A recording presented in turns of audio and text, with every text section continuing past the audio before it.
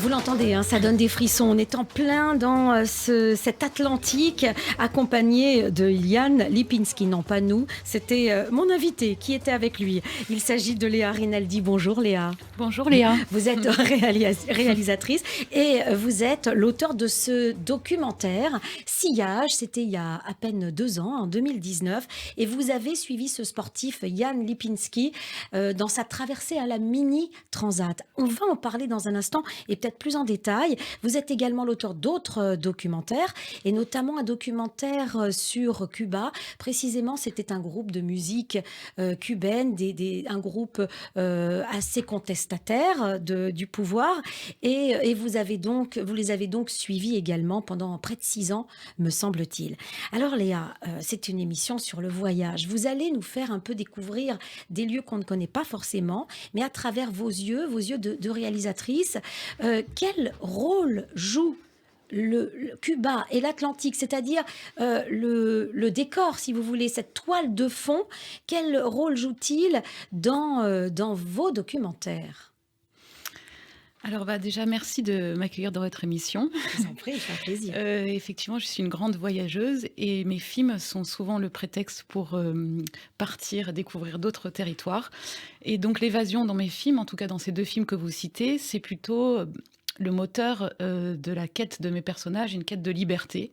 En tout cas pour les rappeurs cubains qui sont censurés dans leur propre pays, ils tentent de partir à l'étranger à plusieurs reprises, ils sont interdits de sortie du territoire, donc c'est un peu, voilà, ils veulent découvrir le monde, faire écouter leur musique ailleurs. Mmh.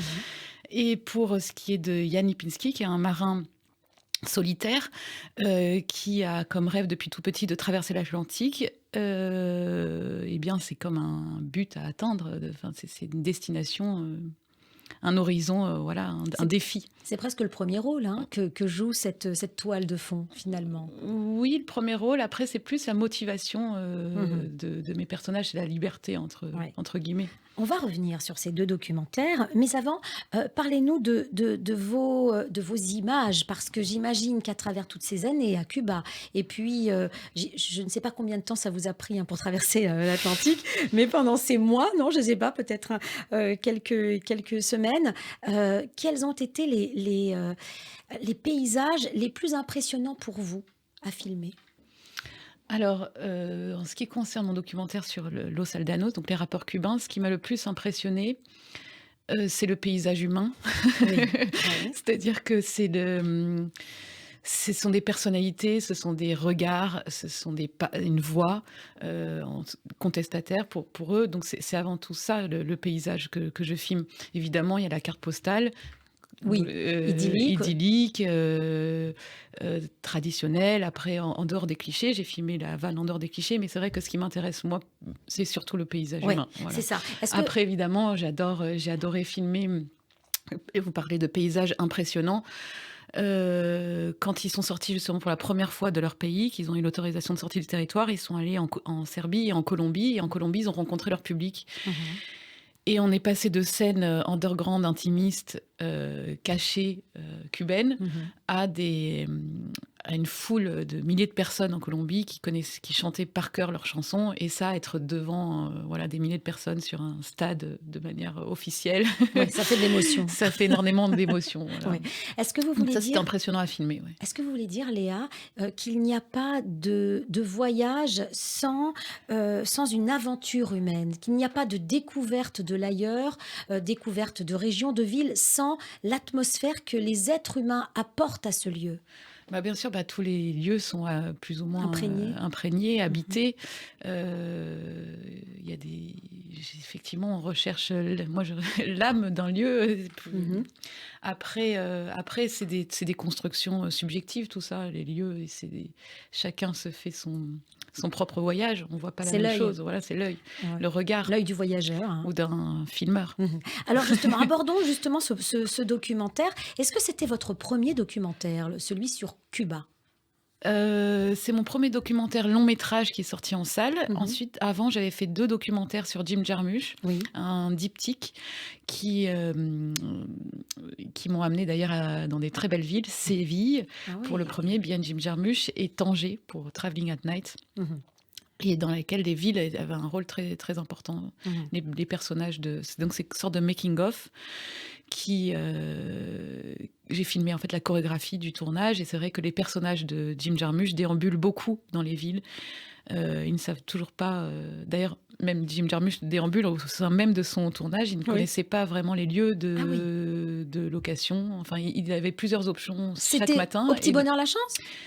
oui, il se laisse aller à son intuition, en fait. Il a un Mhm. scénario préétabli, mais c'est vrai que chaque matin, il avait le choix entre plusieurs lieux de tournage, et il déambulait, il sentait comme ça. Il choisissait le matin même, quoi. Mhm. Ce que le lieu lui inspirait à ce Voilà. moment-là, peut-être Ouais, aussi. ouais. Il était ouvert, Il j'imagine, était à ça. ouvert, et il dit que pour se trouver, justement, il faut se perdre. Donc il aime se perdre dans les rues de ses vies. Le film commence comme ça. Est-ce que vous, en tant que réalisatrice, Léa Rinaldi, vous vous êtes dit, Cuba, bah, finalement, voilà, je vais faire un documentaire sur Cuba. En premier lieu, vous avez pensé à Cuba, ou bien vous vous êtes dit, voilà, je me trouve ici et je vais m'intéresser à ce groupe de musique qui a quelque chose à dire. Voyez, est-ce que le lieu vous a d'abord inspiré? Alors, le lieu m'inspirait beaucoup. Maintenant, c'est vrai que un film, c'est surtout un sujet. Ouais. Et c'est un paysage humain, mais il y a aussi une problématique. C'est-à-dire que ces personnages, ils sont pas libres. Ils se battent pour la liberté d'expression dans leur propre pays. Et c'est un véritable combat. À Cuba, on peut aller en prison pour écrire des chansons. Mhm. Donc, c'était ça l'urgence. C'était de transmettre leur message et raconter leur histoire dans mon pays. Et faire justement Mhm. communiquer à ce sujet. Maintenant, c'est vrai que j'ai aimé... Ce qui a été drôle d'ailleurs, c'est que j'avais prévu de tourner en immersion pendant 3 mois Mhm. avec eux pour faire mon film. C'était ça le dispositif de départ. Et en fait, une fois qu'ils m'ont donné leur autorisation, je suis retournée à Paris, j'ai cherché des financements, et en fait, on les a laissés sortir du pays après 10 ans de refus de sortie du territoire. Ah, Donc c'est mon film a extraordinaire. commencé Au avec moment leur de leur tournée, liberté, au quoi. moment de leur liberté. Ouais. J'avais Ouais. commencé à Vous leur avez évidemment, porté chance, hein. peut-être. Mais en tout Donc cas, voilà, ça c'était pas prévu oui. que je fasse le tour de la Serbie, de l'Espagne, de la Colombie, et puis après aussi aux États-Unis, à Miami, et ensuite je suis revenue à Cuba. Donc voilà, aussi un lieu, on amène Ah toujours oui. un autre. C'est ça. Mm. Mais quand on fait un documentaire sur 6 ans, c'est énorme. Au départ, quand vous commencez ce documentaire, vous ne vous dites pas ça va durer 6 ans. Non, pas du C'est tout, le, non. c'est le hasard Non, qui mais vous j'étais a... ambitieuse et je voulais vraiment faire un film de cinéma. Oui. J'avais jamais rien réalisé auparavant, et donc je savais que ça allait me prendre du temps. Mhm. Et il fallait que c'était pas, enfin l'ambition, c'était pas d'aller au cinéma pour la gloire, c'était que je voulais offrir un média le plus libre pour mon sujet, en fait. Mhm. C'est-à-dire que je voulais pas être formatée autant que eux cherchent la liberté d'expression. Moi, je voulais ma liberté de création à tout prix. Et comment s'est trouvé le fait que vous avez choisi un monde musical? Parce qu'à Cuba, il n'y a pas que les musiciens qui sont contestataires et qui ont des choses à dire. Ça, c'est sûr. Maintenant, bon, j'adore la musique. Je suis Oui. Vous êtes musicienne vous-même? musicienne. J'ai fait longtemps du piano. Mhm. Maintenant, et puis la musique, elle joue un rôle très important dans Ah. tous mes films. Là, Ouais. pour le coup, c'est, je pense, le personnage principal de mon film. Mhm. Euh, et il se trouve qu'effectivement, il n'y a pas que la contestation et la musique contestataire à Cuba, mais c'est la musique est insaisissable, en fait. La musique, Mhm. on a beau avoir de la censure, la musique, on peut l'écouter un peu partout, elle se passe de main en main. Ouais. Et C'est-à-dire, on peut pas empêcher les concerts, mais on Ouais. peut pas empêcher un disque de tourner. C'est ça. À Cuba, Et c'est une force incroyable, la musique Ouais. à Cuba. c'est ça. Cuba est indissociable de la musique. Oui, on l'entend partout, dans Mhm. les voitures, les Est-ce taxis que collectifs, les fenêtres ouvertes, des Ouais. solars. Quand on atterrit à Cuba, est-ce que c'est ça ce qui nous choque la première fois? Non, c'est l'odeur de pétrole. Ah Quand on oui. sort de l'aéroport, il y a une C'est odeur. vrai. Et la lumière. Ouais. La Mm, lumière mm, qui est mm, particulière. Bah oui, vous mm. êtes réalisatrice, Mm, donc mm. la lumière, vous y êtes sensible. Oui, Qu'est-ce qu'elle a de complètement. particulier, cette lumière? Je ne saurais pas vraiment le décrire, c'est difficile pour le coup, c'est très visuel. Et après, il y a aussi toute la poétique des ruines à Cuba. Mais c'est surtout moi ce que j'aime. Voilà, si je vous ai parlé du paysage humain, je crois que ce que j'aime, c'est la sympathie des Cubains, et puis surtout l'énergie créative. L'énergie créative, pour moi, j'ai effectivement réalisé mon premier film là-bas, mais c'est pas pour rien, parce que ils sont très inventifs. Oui. Ils sont très entreprenants, ils font beaucoup de choses avec très peu de choses et ils sont ouverts à l'étranger. En fait, là-bas, j'étais un voyage à part entière pour eux. En fait, comme ils n'ont pas la possibilité de voyager facilement, Vous êtes une l'étranger fenêtre. Vous êtes est une fenêtre. Voilà. C'est ça. Donc ils en profitent. Ils en profitent et c'était une opportunité pour eux de faire des vidéoclips avec moi, de créer des chansons. Voilà, donc c'était très stimulant. Ce que vous voulez dire, c'est que le domaine du possible est large à Voilà. Cuba, malgré leurs moyens. Voilà, et la censure aussi. Voilà, malgré la censure. Ouais. Est-ce que justement, ce n'est pas ça qui fait que les gens se disent il faut se battre pour arriver à quelque chose? Pour les plus courageux, les plus obstinés, oui. Ouais. Alors, comment s'est passé le tournage? Parce que c'est quand même un groupe de hip-hop, rap, qui est un monde un peu particulier, hein, le monde underground de Cuba. C'est impressionnant, non? J'imagine pour vous. Ça a été. Est-ce qu'ils ont été faciles d'accès, ces musiciens, ces artistes? Alors, ils n'étaient pas forcément faciles d'accès. Effectivement, c'est un monde à part entière. Ils s'appellent Los Aldeanos, c'est-à-dire les villageois. Et en fait, leur environnement est la aldea, mais c'est un village imaginaire. C'est un réseau de contestation. C'est pas imaginaire parce qu'il est bien ancré dans le réel, mais en tout cas, la aldea, ça n'a pas une délimitation géographique. Mais c'est des gens c'est des artistes très intelligents, sensibles, qui ont compris très vite ma démarche filmique. Après, c'est des gros machos rappeurs, donc il fallait s'adapter à leur façon de faire. C'est-à-dire, est-ce qu'ils répondaient à vos questions très facilement? Non, ou bien... en fait, voilà, il fallait pas poser de questions. C'est-à-dire que moi, j'étais en immersion et j'ai compris qu'ils détestaient les journalistes, ils détestaient les interviews et que, en fait, et de toute façon, j'avais pas besoin de leur poser de questions, que si je restais suffisamment à leur côté, les gestes, les regards parlaient. Et puis, c'est des artistes, ils savaient très bien que quand ils étaient filmés ou pas, et après, ils m'ont oublié, et la réalité est plus forte que ce que je voulais leur faire dire. Puis j'imagine qu'au bout de 6 ans, vous faites partie de la famille. Voilà. Hein, c'est un petit peu ça aussi. Voilà. Et puis après, vous faites partie du groupe des loups. Il faut créer des dispositifs, mais c'est vrai que il faut du temps, il faut un temps d'adaptation. Et c'est ça que j'aime dans les voyages, quelle que soit la destination. C'est au bout de combien de temps on s'adapte à un lieu, on s'adapte aux gens. Voilà, donc c'est pareil avec... J'imagine que c'est une expérience qui vous a marqué. C'est 6 ans à Cuba. Hein. Ouais. Alors, également, vous ne lésinez pas sur les moyens parce que le deuxième documentaire, Traverser l'Atlantique, il faut avoir le courage quand même. Vous êtes un peu une baroudeuse entre nous. Alors moi, je n'ai pas traversé l'Atlantique. Ah, vous l'avez pas fait. Enfin, j'ai traversé l'Atlantique en avion. Donc pas de bouée de sauvetage alors. Non, en fait, ce qui s'est passé, c'est que c'est une course en solitaire. Ils ne pouvaient pas m'embarquer, j'aurais aimé être embarquée, mais en fait, j'ai donné des caméras au marin et au marin principal Daniel Pinsky. Et vous avez déroché les images. Après, moi, j'étais aux escales, j'étais au port. Vous les attendiez. J'attendais au départ, à l'escale et à l'arrivée. En leur faisant coucou de loin. Enfin, coucou de loin, je filmais et j'ai travaillé quand même. Hein, oui, mais alors j'étais pas... Vous n'avez pas vécu, bien sûr, l'aventure. Après, j'ai eu des séquences où j'ai tourné avec lui sur son bateau pour avoir des détails, tout ça. Mais maintenant, le dispositif était que justement, c'était une course en solitaire, donc il fallait se retrouver dans l'état d'esprit d'un coureur, d'un sportif isolé. Justement, qu'est-ce qui vous a le plus impressionné de ces images que vous avez récoltées après, qui étaient sur le bateau, dans cette traversée? Qu'est-ce qui vous a ému dans cette aventure humaine de la traversée de l'Atlantique? Ce qui m'a ému d'abord, c'est que c'est des filmeurs.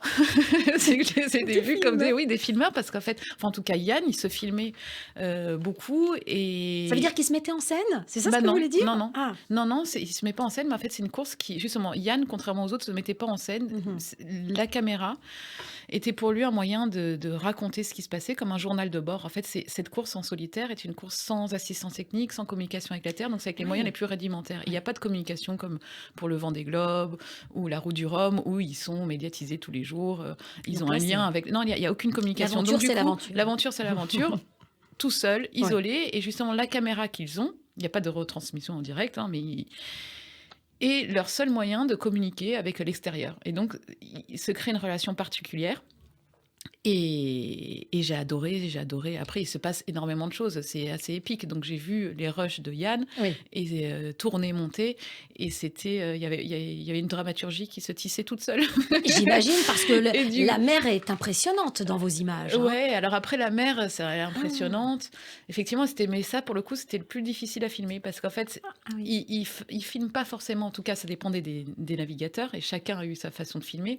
Mais j'étais plus axée sur le paysage psychologique. D'accord, oui. Justement. Ouais. C'est-à-dire qu'en fait, qui est aussi toujours lié à la mer, Bien sûr. à l'état de la mer. La mer est plutôt la scénariste du film, Est-ce avec que, le vent. est-ce que- Mais c'est pas le personnage principal. Le personnage principal, c'est vraiment l'esprit d'aventure, l'esprit de compétiteur aussi, parce Ouais. que c'est des compétiteurs.